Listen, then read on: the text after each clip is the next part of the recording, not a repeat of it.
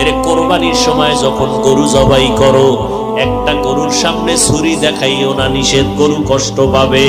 এক গরুর সামনে আর একটা গরুরে জবাই করবা না, গরু কষ্ট পাবে। গরুটারে রশি দিয়া বাইদা জমিনের মধ্যে শোয়াইয়া 1 সেকেন্ড দেরি করবা না।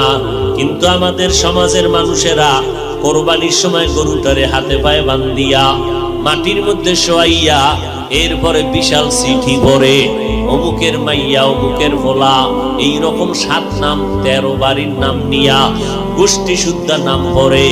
অমুক একজনের নাম আব্দুর রহমান, নাম পড়ল, বাবার নাম, মায়ের নাম, ওয়ার্ড, এরপরে থানা, এরপরে জেলা। কিও এত নাম কেন? আমার এই নামে তো অমুক জেলায় আরো থাকতে পারে। যদি এই জেলার নাম না কও তাহলে আমার দোয়া তো আর এক জেলায় চলে যাইব। এই জন্য আমার গোষ্ঠী শুদ্ধ সব নাম ক। 7 জনের নাম কইতে কইতে গরুটা আদা মরা হয়ে গেছে। ও আল্লাহর বান্দারা, এগুলো শুধু মূর্খতা আর কিছুই না। তুমি কোরবানি দিতেছো আমার আল্লাহর জন্য, কার নামে দাও কেউ জানার দরকার নাই, আমার আল্লাহ জানলেই তো যথেষ্ট।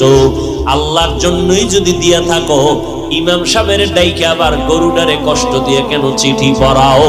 এর একমাত্র কারণ এই মানুষটা বড় মূর্খ।